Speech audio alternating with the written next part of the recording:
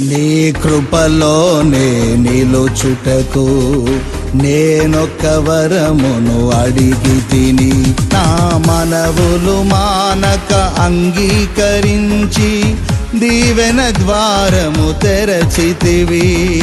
నీ కృపలోనే నిలుచుటకు నేనొక్క వరమును అడిగి తిని, నా మనవులు మానక అంగీకరించి దీవెన ద్వారము తెరచితివి. నీ కోసమే నా స్తుతుల హృదయార్పణ, ఆరాధ్యుడా నా యేసయ్యా. నీ కోసమే నా స్తుతుల హృదయార్పణ, ఆరాధ్యుడా నా యేసయ్యా.